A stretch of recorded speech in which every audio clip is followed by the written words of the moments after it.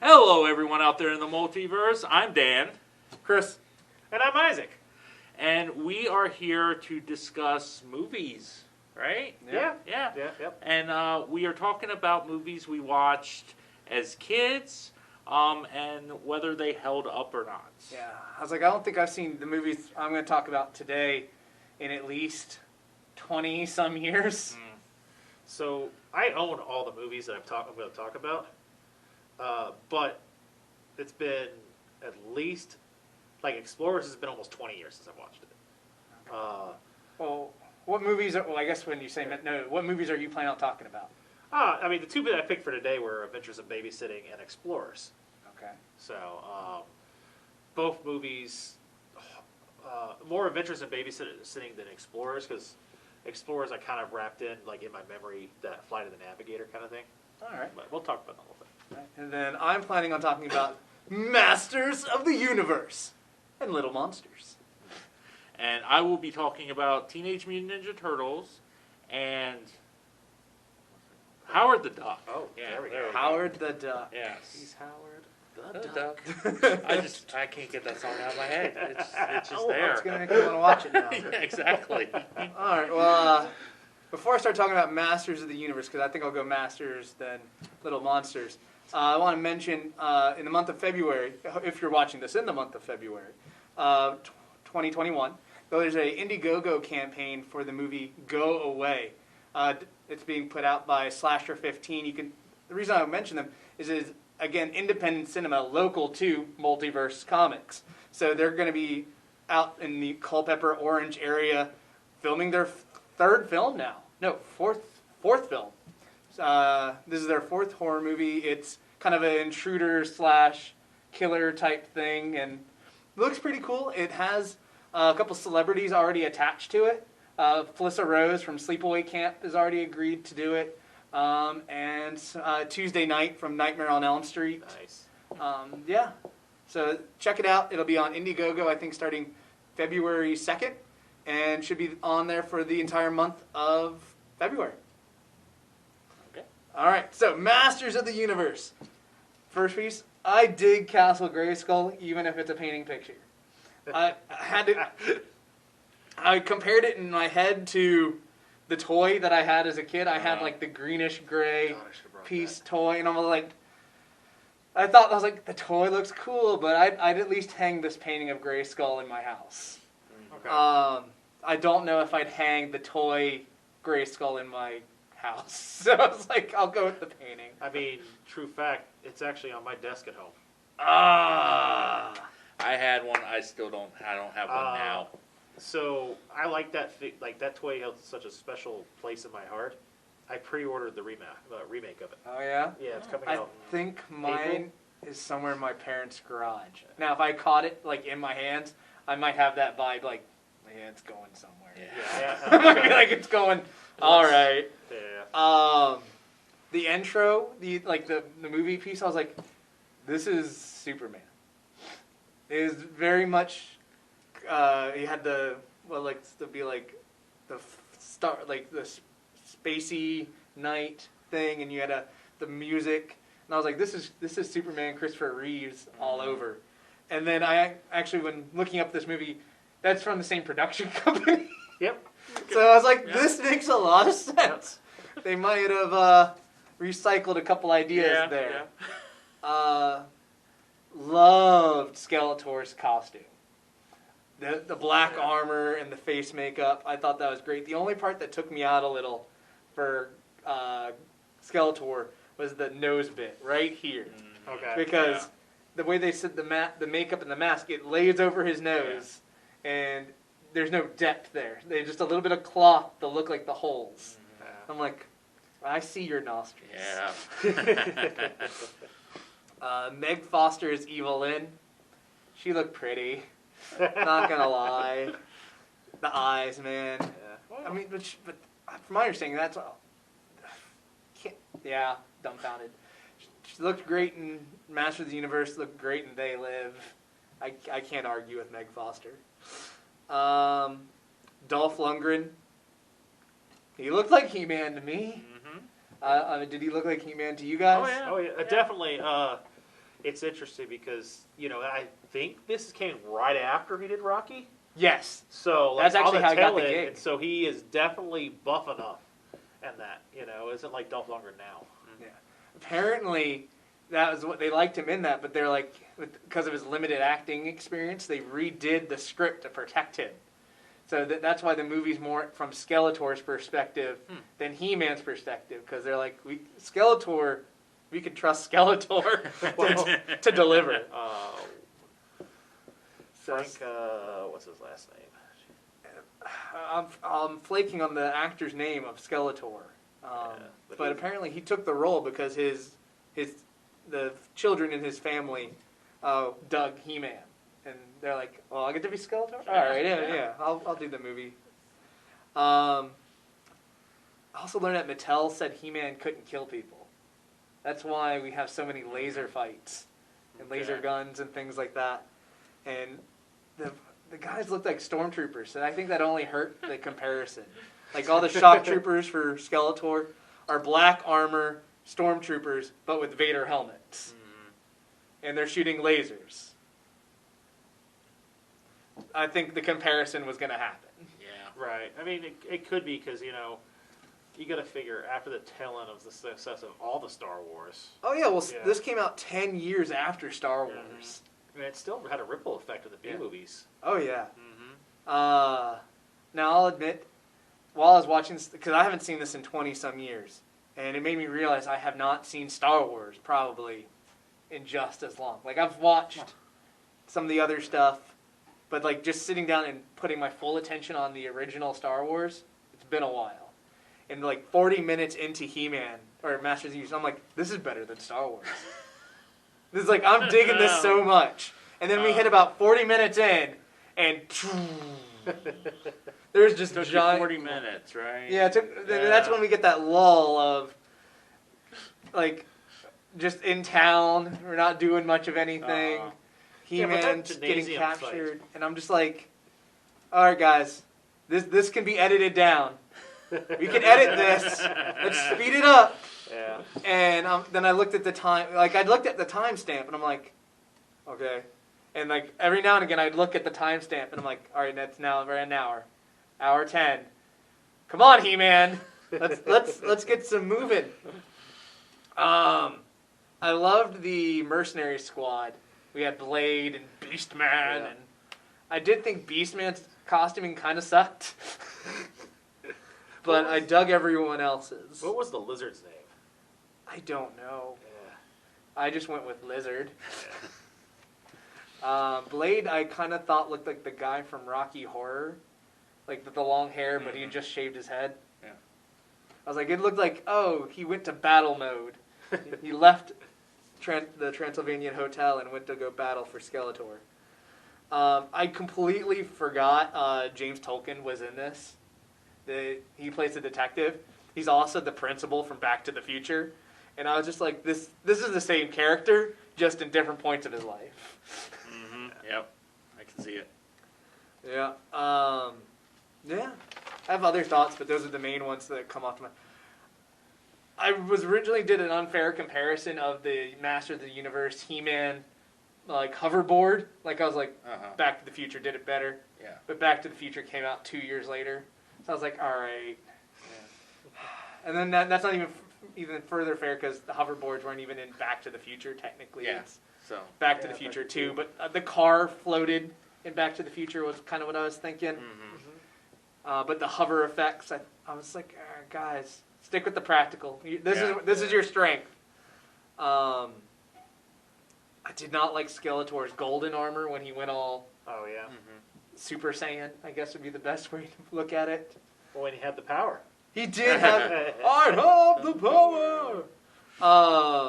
I did dig a lot of the, like, you could tell that a lot of this was the paintings, and then they built it around. Yeah. And I thought that looked pretty cool. I didn't realize, though, I did, again, a little research after watching this, just because I was like, this lull, something happened to happen with this lull, and Isaac was kind enough to tell me that there was production problems, so I looked into it a little. Man, they thought that movie was going to canceled midway through multiple times. Yeah. It went over budget. Mattel was constantly saying what they could and couldn't do. They wanted to dub over Dolph Lundgren's voice because they didn't like his accent. Apparently his contract said he had to give him at least 3 tries to get the line right before they could do a voiceover. And that final combat scene with Skeletor and He-Man, they did that as a skeleton crew because they didn't think they didn't have the budget. They were looking at like having this giant thing, but it looked like it apparently was like 2 guys and a camera or actors knocking out the final fight just to get it done. Yeah, it was supposed to be a whole lot longer. It did not need to be longer. If they did not have the budget, honestly, I think 20 minutes easily could have been cut from this movie. Like when you have their He-Man's on the hoverboards and Courtney Cox is captured and they're on the roof and he's surrendering himself. All of this, we could have trimmed it. I don't know if you guys agree or if you remember that point of the movie, but I remember the point of the movie. My problem is that my recollection of it is I went by fast. I don't think that movie's much more than like an hour and 45 minutes or something. Yeah, it's like an hour and 40, I think. Yeah. I think we could have gotten it to a 90-minute runtime. But then little kids like some of us were going to theaters at that time. See, wouldn't have enjoyed it. But I mean, Lost Boys is a 90-minute movie. Really? And it kicks it out of the park in 90 minutes. Now, that's not a fair comparison, Yeah. Masters of the Universe to Lost Boys, but a 90-minute movie can be good. So wait, the Saxman doesn't fit in He-Man? No, but honestly, I wouldn't have been surprised to see him in Eternia. To be fair, also, the picture, like the layout of Eternia, I don't know why James Tolkien wanted to stay and live on Eternia. Outside of Castle Grayskull, everything looked pretty barren and desolate in those paintings. Like, you see smokestacks, you see a swamp, barren fields. I don't think there's a bowling alley or a cinema or anything else to entertain himself with. Yeah. Maybe if he's going to chat up the locals. But I'd be like, I'm an Earthman. Hi. Maybe he could be something special, whereas on Earth he's not really anything special. Maybe he was just like, I'm 5 years from retirement. Something bad's going to happen to me. I got to go back to Earth and all this laser He-Man robot stuff. Nah. Some early retirement, calling it here. Yeah. Actually, now that I think of that, I might have taken that deal too. Because that's a lot of paperwork to try to fill out with no answers. Okay, yeah, James came with the right answer. Stay in Eternia. I mean, it tends to, if in your last final years, something will happen. Get hurt, break his back, get shot, any kind of thing. I'll get this. The practical effects I thought were great, but when the CGI, it didn't age great. But I mean, that's common Most with of that 80s movies. time period, yeah. So, do I think it holds up? Sorta. I liked it for the most part. I just think someone needed to edit about 15, 20 minutes out of the runtime. Yeah. And I think it would have been, even though it would be more compact, I think the story could have still been told, and you would have kept a better pace. I pass. All right. Oh, okay. Yeah. So I'll do Adventures in Babysitting. This is a movie that, for some odd reason, I feel like I saw it in the theater when I was a kid. Basically, it's, as I was describing to somebody today, it's a babysitter's worst nightmare. What is a babysitter's worst nightmare? I've kids, never seen this movie. Kids running away and getting lost in the city. Yeah. And being chased by somebody trying to kill them. Whoa. Basically, yeah. I was like, that's an upswing right there. Like, Yeah, I'm like, so- oh yeah, they lost So me. the That premise makes of this sense. movie is it opens up to this girl who's dancing in her bedroom, thinking about this date that she's supposed to have. As a matter of fact, the girl is Elizabeth Shue, who is Karate Kid fame. Okay. And they're playing And Then He Kissed Me by the Crystals, which was I remember it pretty vividly when I was a kid. I used to play it on the radio all the time. But it's an older song, like from the 60s, 70s. Maybe even older than that. Yeah, it was just an old song. But she's dancing around wearing this like gorgeous dress that she's going on this fantastic French dinner date with her boyfriend, Mike, who then rings the doorbell, is dressed in street clothes, and says, "I have to cancel. My sister's sick." You know? And he leaves, and you see the bumper. You see they make a point of showing his license plate. Too cool. Yeah. See, All right. that's when you know he's a jerk. Just a license plate.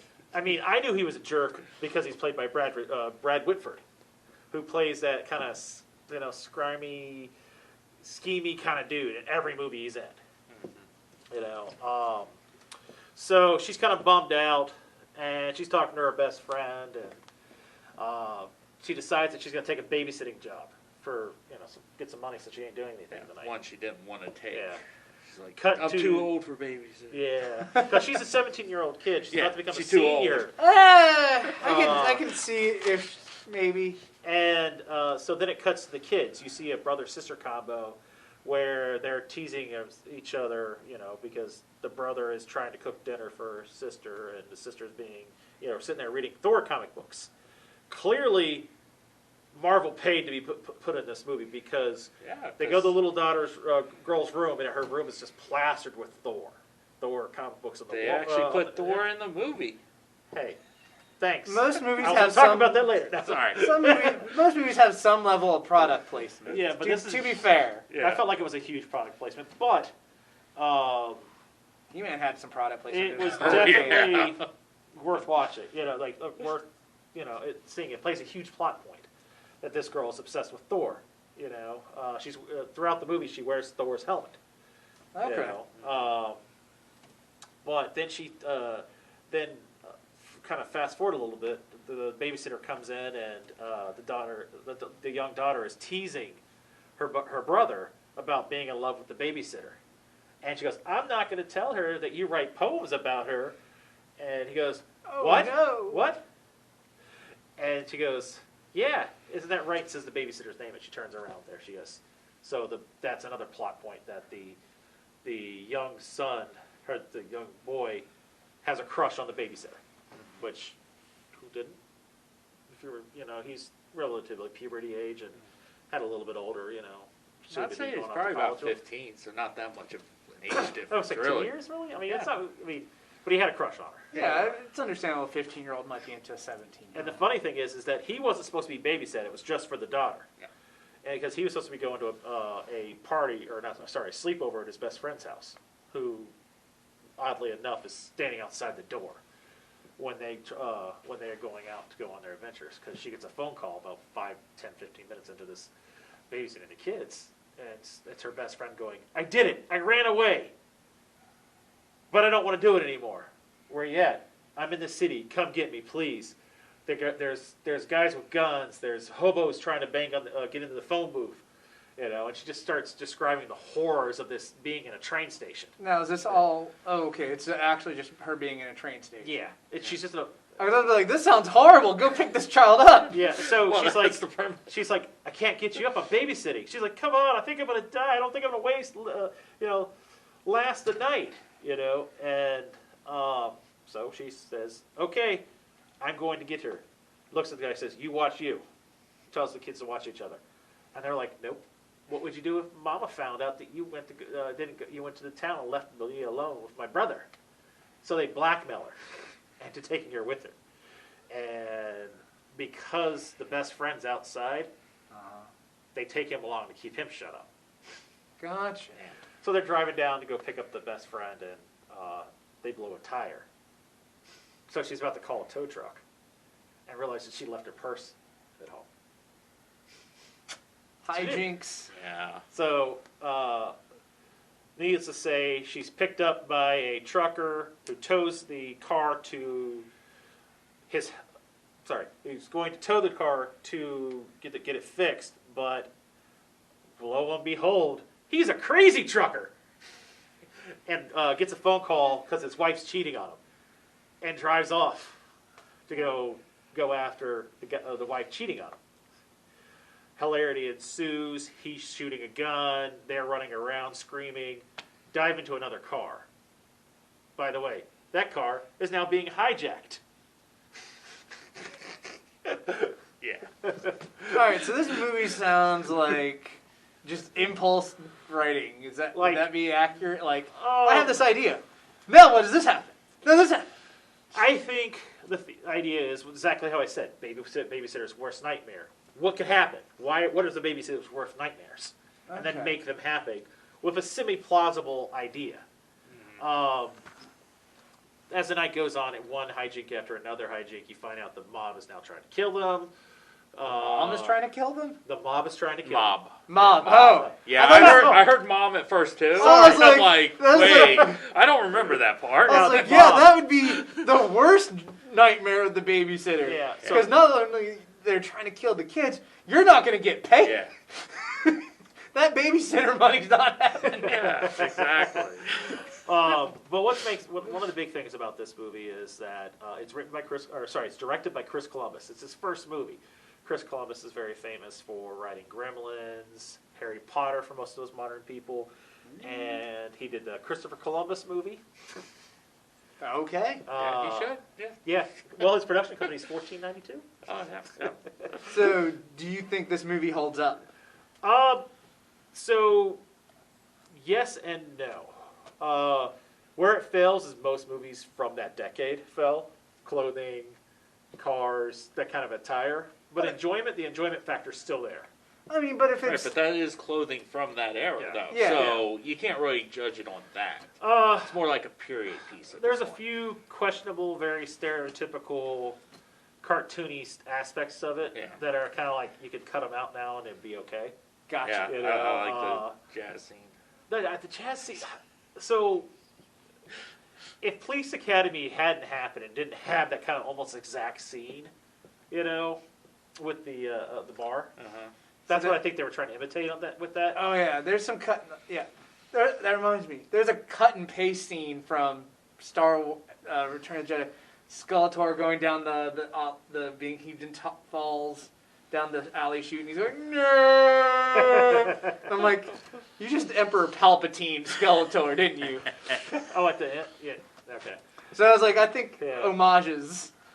But so I still found it enjoyable. I really enjoyed it. I laughed at a lot of the scenes. Vincent D'Onofrio, who plays Thor, was amazing in it, and you could tell a very young Vincent D'Onofrio. He's buff and got hair. So yeah, I definitely think it held up. I'd watch it again. I will probably watch it again, just because one of the big things is music is so important to this movie. Mm-hmm. Like just the background music. It sets the tone. Like the very first movie, the song with the crystals playing. When he kissed me, sets up the disappointment of the boyfriend. She sings a song called "The Babysitter Blues" in a blues bar. Yeah. Oh, that's just poetic. Then later on, never mind, it's a different movie. Never mind. All right, so which one are you gonna talk about first? Then? The next one, oh Dan, sorry. Yeah, it's me. Yeah. All right. I am talking about the Turtles first. All right. Right? Now, which Yeah. turtles? The first one. The Well, first one. So we're talking live action. Live action. Okay. Live action, first movie. The second one, they had, decent quality, but we're talking about the first one. Okay. Yeah. Everyone that grew up in the 80s, 90s knows Turtles, right? I Assuming. do. Yeah, Yeah. Casey Jones. Yes. I mean, that's the first movie I actually had to stand in a very long line to go see on opening night or opening day. Actually, it was a matinee, and it was like huge line. I just remember that. I remember seeing it in theaters, but I only really remember "Damn" in the movie theater. I That's don't right, the remember. whole movie. I don't remember the bulk of the movie for my experience, but I remember that one Raphael's. And I'm like, oh shit! In my head, like, did anyone Yeah. else hear that? Yeah, exactly. I mean, it was definitely based on the Mirage comics more than the cartoon. You know, Splinter gets kidnapped. They go to the farm. It's a lot more adult than the cartoon was because the cartoon was a bit cheesy at times. I don't know if y'all guys remember that. Yeah, I've watched a couple. The Turtles episodes movie here. being cheesy. No, I'm talking about the cartoon. Oh, Yes, but cartoon. even that The like, movie wasn't that cheesy. I mean, there was some. Cheesy. Let's be honest. Now, when you say cheesy, it just made me think of pizza. I'm Yeah. like, of course the Yeah. Turtles movie's going to be Like, cheesy. and I recently rewatched it preparing for this with my kids. The animated or No, the no, live the action? movie, the one I'm Okay. talking about. And I noticed stuff that I didn't notice the first time. Like when the Turtles first come back to talk to Splinter and they're talking to him, you see in the background Michelangelo's just looking through the phone book as he's walking. You know, slowly acting like he's listening to Splinter. You know, setting up the scene where he's, you know, interrupting on the phone. Yeah, it's just, I love that movie. I do, and I think it totally holds up. There's a few outdated references, you know. Like what in particular where you're like, oof, that's an 80s spot there. A lot of interaction between Casey and April, yes. You know, the Casey being ultra misogynistic. Didn't he call her a dame at some point in time? Broad. Broad, okay. Called her a broad. Yeah. Yeah, you know. Yeah. It was just, I mean, one of the things is April didn't, you know, take that either. No. So there was that feminist thing there, but for the most part, a lot of stuff wouldn't be done in a modern movie, I don't think. But, yeah. I think I saw this I think maybe 2 or 3 years ago. I rewatched it and I enjoyed it. I think when I saw the boom boxes, I was like, Yeah, there's that's, that too. I was like, yeah, Yeah. I don't know about that. Another thing is when it first shows the club with all the kids, like that is pure 80s, you know? And is that have to like filtered or nothing? Yeah, exactly. Yeah. It's just, yeah, it's pure 80s. But If you ask that question now, the kids would probably be like, no, Like- no. You got a vague thing? Maybe. maybe. But even that's going out of style now, so I don't know. But yeah, I mean, I definitely, it's one of my favorite movies growing up, and Did you think the fight scenes held up? some of them. A lot of them, because the costuming, of course, you could tell it was very choreographed. Mm-hmm. But I don't think the fight scenes needed to be realistic for that type of movie. Because, you know, it wasn't trying to be hyper-realistic there. I mean, it's a very dark movie for purpose. Yeah. You know, because sometimes the darkness is there to cover up some stuff. Yeah, exactly. If it was in daylight every single scene, Yeah, but- that would not have worked. The fight scene in the antique store is still one of my favorites. Oh, yeah. Like, just... My favorite is the end fight scene, but Drea was kind of watching the movie with us too, and she loves the antique store scene. That's her favorite. I just want to know where all of a sudden all those weapons came from. Yeah, I know. Like, You see this foot soldier just handing out weapons, yeah. and I'm like, how did you get it up there? like where? He drove the minivan. He had a whole stack in the back, man. He's like, guys, you forgot your weapons here. No, it's a two-car trick. If one gets pulled over, the weapons are with everybody else. Yeah, You exactly. can just keep going. Exactly. We're not armed, officer, we swear. Yeah. The scene where Shredder is watching he's got cameras everywhere, and he's in a room of just nothing but these box TVs. Yeah. Yeah. Like, while the box TVs don't hold up, that scene is so just what a bad guy would be doing. You Yeah, know? exactly. Watching his goons on TV. You know, Yeah, watching the exactly, news yeah. and everything. Oh, side note. When you watched this the first time, because I had this thought when I watched it, I was like, I thought Casey murdered the Shredder when I first watched it as a kid. I think that was the intention of the movie, and then they did the sequel. Was like, no, we need Shredder. So Because like when I watched that- this as a kid, I was like, Casey just killed him. yeah, that's another thing that is definitely from the Mirage series, because Shredder died in the first issue of the original comic. Yeah, he was thrown off a building and died. It wasn't because Casey wasn't introduced then, but he did die. The Turtles were actually raised for the sole purpose of killing Shredder. Gotcha. So, it's PG-13 versus PG? Maybe I don't know. I remember watching this back then, and I was just like, I had this question like, Yeah. did he die? That was the I intention. always He got thought he might. crushed. So Oh, he definitely got Like crushed. So, and my the young brain was sequel- just like, the sequel just has him waking up in a landfill. We don't know how he actually survived being crushed. Krang, No, He's not the even un- introduced the in anything. unseen Krang. So Yeah. well, I know for a fact that they had talked about putting Krang in one of the movies. Yeah, I would prefer there that. was talk of the sequel, the second Like, one. I think yeah. that originally planned, Krang was supposed to be introduced in the second movie. Yeah. Yep. But budget constraints, and once again, I think PG got in the way. You know, because the second movie was definitely in the height of Turtle Mania. Yeah, it was. You know, The first one was too. And then the third one. Yeah, I mean, well, one at that point in time, Turtles in Time, the game had just came out. Yeah. So, cool concept. that made me sad because I thought but Turtles in Time 3, the movie, I thought it was going to be based off the video game. Oh, yeah, As a that would have been kid. so cool. And then when I saw it as a kid, I was like, this. Wait a minute, did we get the right movie? Because I got it on VHS, and I'm Yeah. just watching it, and I'm like, when are we time skipping to the next place? And then I'm like, Like, Oh. no, not going to happen. No. They're not going You're anywhere. stuck in this time Oh. period. Yeah. So, one of the cool things, this is a sequel, you got, Razar and Toga, though. yeah. Which- they're yeah, getting which- introduced in the Yeah, comic. yeah, They they've just got actually reduced. had their first appearance, first cameo appearance, and then appearance in the next issue. Yeah, so they have finally got a They're comic officially version of them, canon. yeah. To the IDW series, Yeah. anyway, yeah. So my next movie is Little Monsters, featuring Howie Mandel, Fred Savage, Ben Savage, I think is Yeah, no. Ben's in there, he's the little brother. Ben's- Yeah, yeah. I was trying to did remember. not know that. Yeah, Yeah. he's the little brother. He's the little That's brother. the bait. Yeah. Okay, so Bait. I haven't seen this movie since I was wee little myself, and it had some interesting moments. Yeah. I'll admit, probably in the first 5 minutes, I was grossed out. Peanut butter and onion sandwich. Oh, gross. Like, I wanted to stop the movie and just contemplate the taste of that sandwich.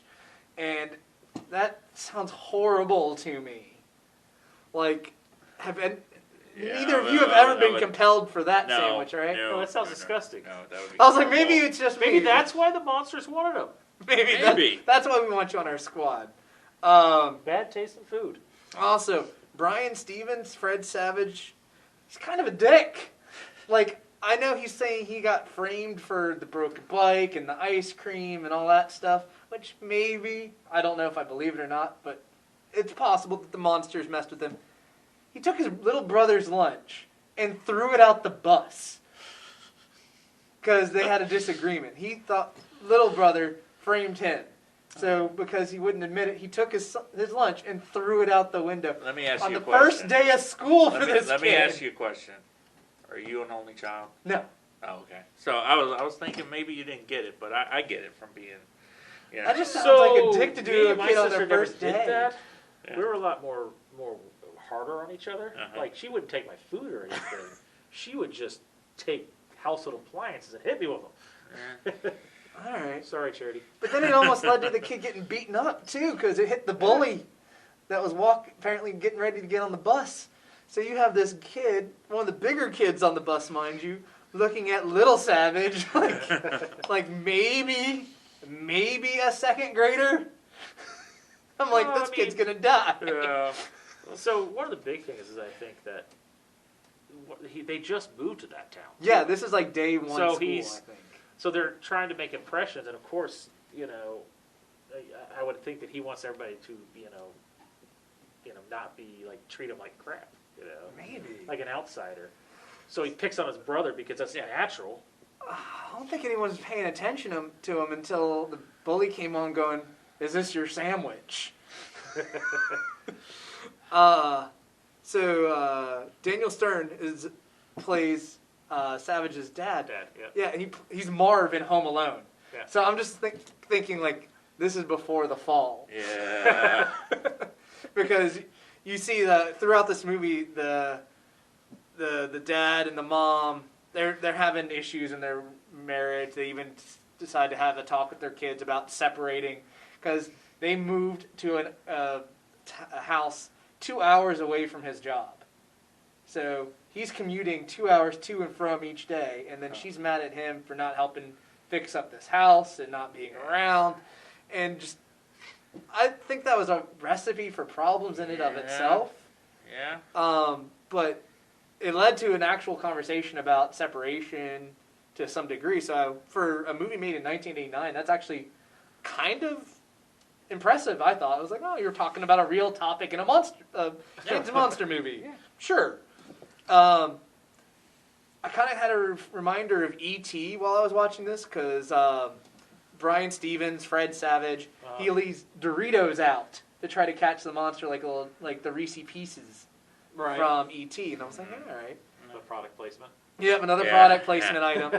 Just like Burger King and Masters of the Universe. But also another time I thought Brian Stevens was kind of a dick. He figures out that, sunlight is going to kill Maurice. Fine, quit messing with my stuff, and just kind of lets it melt and start going down, and he grows horns. And not until the pile of clothes that he disappears and starts shaking does the kid go, F it, and toss it under the bed. Like, there was a moment he's like, I could kill you. All right. I'm just like, you're kind of a dick. Yeah. I mean, what's Fred Savage? Yeah. I mean, I don't know him to say that he's not like he's an actor that I know the entire personal story, but Brian Stevens, the character, is kind of a dick. Howie Mandel as Maurice. I kind of wanted to shake him at times. He's very spastic, and Maurice is also kind of a dick. I'm sorry if I'm being too vulgar here. This episode's brought to you by the word dick. Yeah. So the monsters have this concept of we go to it gets dark, we come out from under the beds, there's this whole personal universe under the beds, and they come out at night and cause mischief. We see originally and this is where I had an issue with the flow of the movie, because originally it looks like Maurice is causing problems for Brian Stevens on the concept of, I moved your bike, so it gets crushed, and causes general annoyances for the family. When we see Maurice and Stevens go out into the realm working together, we see peanut butter on the phone, we drink the apple juice and replace it with pee, we do all these pranky things. And I was like, it doesn't really flow with the original bit of, it could be that kid.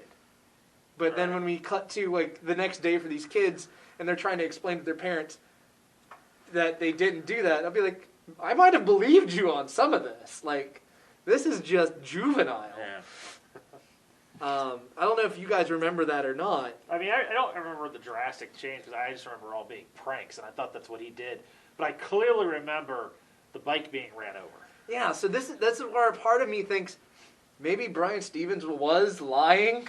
He actually did leave the bike there, and that was him.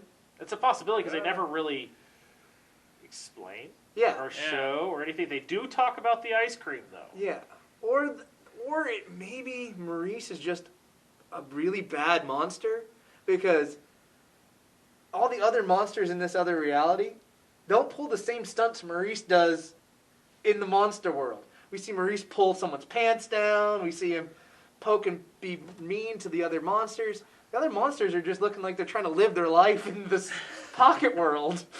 Well, I wonder if anybody's ever done a side comparison to the beginning of Monsters Incorporated to Little Monsters. I don't know. Because they too are also scaring kids. Yeah. They don't want kids becoming one of them. Yeah. But like the pranks and stuff they do, and the stuff that monsters do to get energy in Monsters. I do like that. That's where the Brian Stevens has that hard line when the monsters are trying to scare a baby. This is the line we don't cross. We prank everybody. We do these horrible things, but all these monsters around the baby crib going brrrr is the line we do not cross. But one of the things is going to your theory about Brian Stevens being a little bit of a dick. I think he is. Did you notice that a lot of the pranks he did was to get back at people who wronged him in the regular world? Somewhat. I mean, you can't like the bully got bully, it. The bully got it pretty got bad. I thought the bully's sidekick also got it. I don't remember. I'll be honest, I don't remember that one. The other thing I thought was kind of weird was one side note. I did like the makeup effects. I thought some of the makeup was kind of good in that. Some of it doesn't hold up when we look at it 30 some years later. Just being fair. But I appreciate that a lot of what they did in this movie was practical effects, because I think if they had done it as CG, it really wouldn't have held up. It wouldn't even have held up to Masters of the Universe level, because I don't think they had the same type of funding. Yeah. Right. I do think the pocket universe was kind of a cool concept, but I kind of got kind of confused on the rules about it midway through, because the pocket universe entry is under the bed. Right. But we see the fold-out mattress gets used when we block off all egg. Brian gets mad about the whole baby scaring thing, cuts off Maurice's way to get to him. And when other monsters like, nah, he knows too much, we need to get him, a monster unfolds the fold-out mattress on the couch. And then later on, when they're trying to do the Great Escape, which I'll comment more in a minute, they come out through a hole that's on, I think, a homeless guy, where he was sleeping on what looks to be a mound, and there was a hole there. So the mound, I guess because someone's sleeping on it, it becomes a bed, which allows entrance. I don't know, but I was like, the bed rule is getting wobbly by the end. They're bending it to suit their needs. Yeah. The antagonists I thought were kind of weird, like the boy and all that. Side note, monsters, should I mention this? Bright lights make parts of them disappear. They retract into their clothes. Sunlight can kill them, kind of like a mogwai. But Brian Stevens' little brother gets captured. They take him into the underworld, or the pocket universe. And the problem with this is that if you are there past sunrise, you can never leave. Or you can't leave until, I guess, the next night. But by then, you are a monster. So if you go in at midnight, sunrise, you can't leave, you're a monster. Or you become a monster. Steven's little brother gets captured. It's the bait. They got him. Brian Steven goes in and brings 3 other kids, even the bully. They all go after getting the kid back. They make Voltron suits within an hour. They went to the science closet. They went to the science closet. They go in with flashlights. They fail to save the little brother. They come back. They're head to toe in flashlights and light beams. And they go and do this when they say, we have an hour till sunrise. So it's like they went in, made 3 Voltron suits, ran back, killed the big bad, blew up another big bad. Maurice sets it on fire. So we have a lot happened in an hour. Yeah, but so I kind of always like that final fight because of the way they set it up. Once again, the practical effects. Yeah, I did appreciate that. 3 boxes on the stage. His brother's in one of the boxes. Yep. And the other one had these crazy clowns that pop out. For some odd reason, I feel like they had weapons. The clowns. It looked like they had guns. They had toy battleship things, like tanks and things. And they all shot the bullets that broke the flashlights originally. Yes. But when they came back in their Voltron uniforms, it just annihilated everything before the big problems happened again. They just went, oh, and as your kids, you're watching everything, all the monsters. One point, there's a monster running across, and it just blows up, and then you see it's go doo doo doo doo, Well, I mean, the monsters they can fix themselves pretty well. One of the bully antagonists of the monster realm, he just punches or rips off another monster's head, and then the thing is still alive, and he takes a jack-o'-lantern, puts it on where his head would be, and now he's good to go. He's fixed the problem. So they're pretty resilient little creatures. But what really got my brain going, and my wife started screaming at the TV, was the end of the movie. So spoiler, time runs out. They get there after fighting the big bads. Oh no, we can't leave. It is sunrise. We're stuck here. We're going to become monsters. Maurice is like, well, sorry to break it to you guys. And then they're like, oh, idea. And then they start running. And they're going to try to beat the time zones. So we start in like New York area. So I think it's like we're East Coast somewhere. Yeah. Within 2 hours, I think, of New York.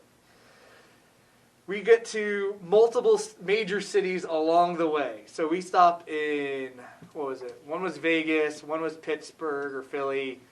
They hit Chicago up at one point? Chicago, yeah. And we keep going and going and going until we get to a beach in California. And that's when we come out of the homeless-looking hatch. One, the hatch piece, but another part is the phone call to Mom and Dad about how we got to California is going to be super awkward.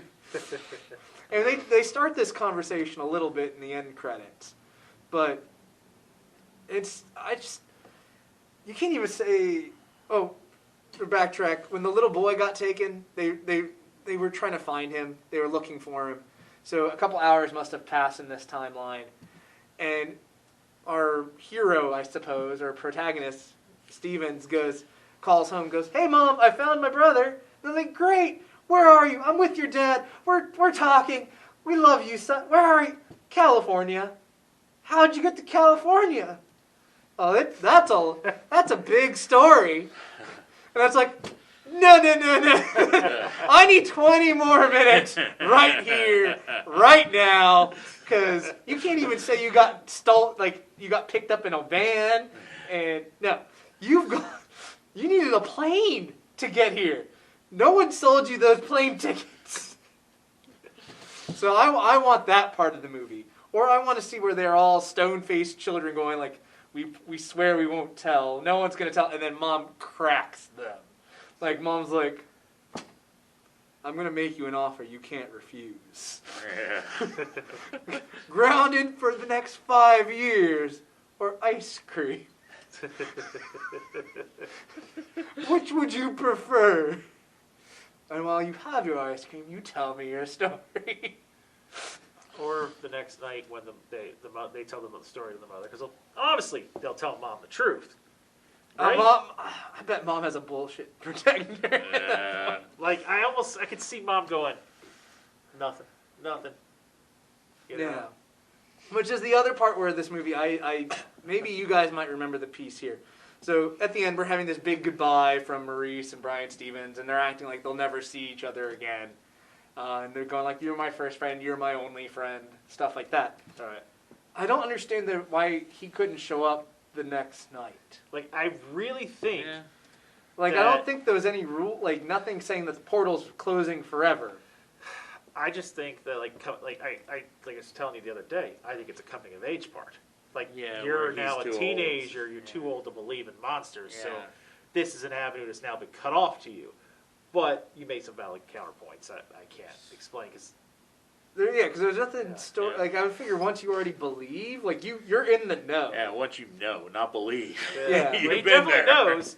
Yeah, like, and, like, so I just kind of, maybe, like, if there had been a line, like, there's too much heat now, buddy. I can't come Yeah. visit you. It puts my whole population in danger. Like, something along those lines. Like, I'm afraid of, like, Newsweek coming and exposing us for being around. But to wrap it, there's parts of this movie I liked, and other parts I found very frustrating. I don't think I'll sit down to watch this on my own accord again, but if I had my nephew around, I think he could enjoy this, and I would watch it with someone of a younger age bracket. I mean, it was, made... there are some movies you can tell when you watch them are just made for kids, because suspension of disbelief is generally typical in almost every movie.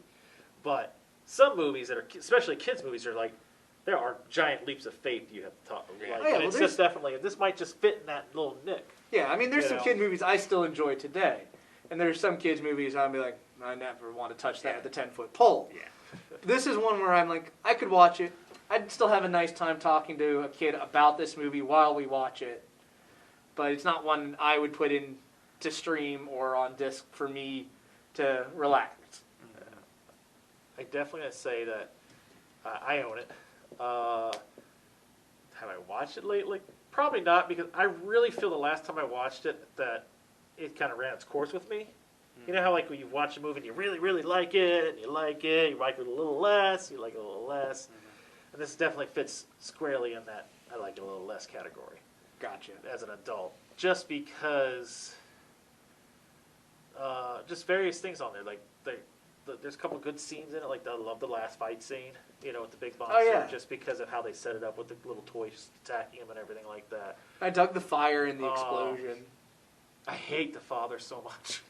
I kept through this movie kept thinking, you got divorced, you went down a downward spiral, then you became a wet bandit, Yeah. and that's why you went after McAllister. Yeah. You had some problems you needed to resolve. But it did have the voice of Gizmo in there, so I was good with that. All right. So. All right, so my second movie is Howard the Duck. I haven't watched Howard the Duck in ages. I almost picked this movie, but Daniel got it, and I'm like, enjoy That's it. a good movie. It was it's something. Yeah. Sorry. Something. When I say And good That's movie, such a glowing review. It's something. See, as a wait, would you give is it something an actual thumbs up, or is it a? it's a good bad movie. I think it's a double thumb. It's a good bad movie. Let's put it that way. Okay, well, tell us more about Howard the Duck. Okay, as a kid, I rented this movie so many times, and I can't tell you why, but I enjoyed it as a kid. I watched it somewhat recently. Kind of ties into Master of the Universe. Yeah, good. I was working here, came home, I found my wife watching Masters of the Universe. She's never seen it before. And I'm like, why are you watching Master of the Universe? And she was cracking up at it. She loved it because of its over-the-topness, right? Yeah. And then I was like, you know, hon, we need to watch Howard the Duck. If you like this, you probably like that. Yeah, I can see it. So we ultimately watched Howard the Duck, and at first, you know, because it's kind of slow, and she's not really laughing that much, and then like halfway through, it's just like that she loves it. But I gotta say, it doesn't necessarily hold up for me. I mean, I'm not sure it held up back then, but I was a kid, so it's over the top certain places, like on his home world, right, with some of the things they do with the ducks. Oh yeah, Living normal lives. Yeah. Yeah. I know it's no. What? There's like the awkward duck ducks. bathtub scene. Yeah, there's that. Or the duck in the bedroom. Yeah. Or him in the bedroom, actually. Yeah, exactly. The very end of that movie, where he's in the bed with the girl. It's just yeah. It's a little weird. The band. It is. It is. But I love the song though. Yeah. Howard the Duck. Yeah. I think that her name is Leah Thompson. Yeah, it's Leah Thompson. Yeah, it's Leah Back to Thompson. Future girl. Yeah, Back to the Future. Yep. Another Back to the Future alumni. Yeah. Yeah. I love Back to the Future. She's pretty. Yeah, she is. She's still pretty. I met her at a convention like a year or so ago. Oh yeah. And I was like, wow, cool. It's cool. Sorry, hon. But yeah, I mean, Howard the Duck's over the top in the best way possible, I guess. Yeah, you know. It's really hard for me because Howard the Duck was one of those shows when you were a kid you just threw on to watch because you even as a kid you knew how ridiculous this movie was. Yeah, exactly. You know, and it's one of those I watched a lot because it was a comic book based movie, and you know, in the '80s, I think it's when Howard Duck came out. '89, I think it was. You had so many bad comic book movies. I think of the Captain America movie. Yeah, but Howard's the best. I think of out of the older ones. Out of the older ones, yes. No, my friends. What? Fantastic Four. The unreleased. I Fantastic- can't say that because That I've doesn't count actually if it's not never released. I've never seen the release. So It technically is it released was now, like released, you can get it or something. I think, but I don't think they ever did anything with it because I clearly remember it being at. It wasn't in theaters. No, I clearly remember it being on VHS. it might have been bootleg or Yeah. something because That's a possibility. Because it wasn't released at until CMP somewhat Video, modern. Yeah, it was one of those things that like we want to hold on to the rights, so we got to make this whether we release it or not. Like the last. Well, it was a Hellraiser Roger Corman movies. film, you know. Yeah. So I mean, but yeah, I don't know if I haven't watched that in a long time. You're also forgetting about the Swamp Thing movie. Both of them. Well, I'm more talking about Marvel though. Yeah, well, of course Yeah. you would. No, I like DC. I'm not one of those people. Yeah, those people that All right, criticize before one we get over to the that, other. where this gets awkward, Isaac, your movie. So, my second movie is Explorers, buddy film.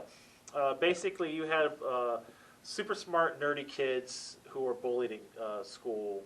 They band together and they're friendly, and they start having these weird dreams about circuit boards and 80s graphics, you know, flying through, and they start coming up with a design for a spaceship, and they start making the spaceship, and they go to outer space eventually. And when they're in Oh, outer good for them. space, they run into aliens. These As you aliens do. only talk in American TV. That's right. So they introduce the character, the alien, and he's talking in like stand-up sitcom or stand-up talk show host mode. Kind of like the aliens, I think the Martians in Space Invaders, where one of them talks like Jack Nicholson. Yeah, but it's only in snippets, so he'll move from Okay. one talk show to another talk show to try to get his point across. Oh, so he has some Price is Right, then meets Yeah. Jeopardy. Correct. And then Gotcha. there's a female alien who talks in like her best bombshell way, and she's sitting there actually hitting on the boy. Does she actually mean to be hitting on the Yes. boy, or those the only No, words she No, knows? no, she is hitting By on this proxy. alien's actually hitting on this young little boy. Okay. Because I was like, But that's going to be really one of the awkward cool if things it's about only this words. is the alien ship. There's slides, and just think about like a lot of the cool '80s films, like and Temple of Doom. You have the slide in Temple of Doom. You have the Goonies slide. Well, this is an '80s film, so there's a slide in it. Okay. That leads to the aliens that they go down. I thought like that always looks cool. These gigantic slides, the kids going down the slides. But they're talking to aliens, and then they go, we really wanted to meet you, but you had to be really special in order to meet us because your people, we can't really trust your people. And go to post-apocalyptic videos on the screen and Vietnam and war and all that on the screen, explaining why they don't want to actually meet us. Because the kid's like, why don't you come down and say hi? And then come to find out, you see another gigantic alien ship swallow the alien ship, and it's their dad. They're a bunch of teenagers, kids that just wanted to meet, and they say their goodbye and they shoot the kids back down. One of the intricacies about this thing is that the spaceship itself is made by an old tilt-a-war world ball, so kind of a circle where you go up the side and it spins.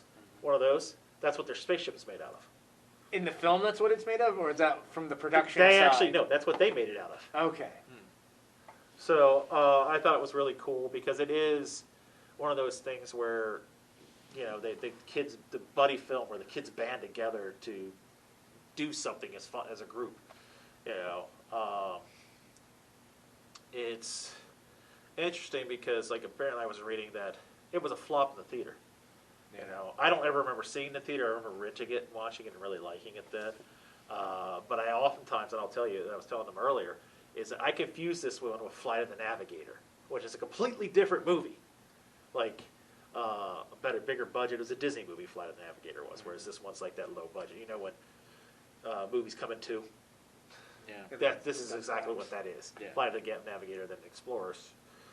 But this one had the bad timing of coming out right after Back to the Future. Yeah, you're dead in the water. Yeah. And then right after, I guess the day before, was Live Aid. So that was also being produced at the time. So a lot of people were watching that. It was directed by Joe Dante, who, for me, when I think of Joe Dante, I don't think of kids' movies at all. I think of horror movies. I think Gremlins. Yeah, and Gremlins. Gremlins Yes, is a Gremlins is kid's technically movie. a kids' movie, but not That's really. just Joe Dante means Gremlins to me. Yeah. I'm sorry, Joe. But the two main stars, you had Ethan Hawke and River Phoenix, which to today's people, when you mention if you mention River Phoenix, you're like, who?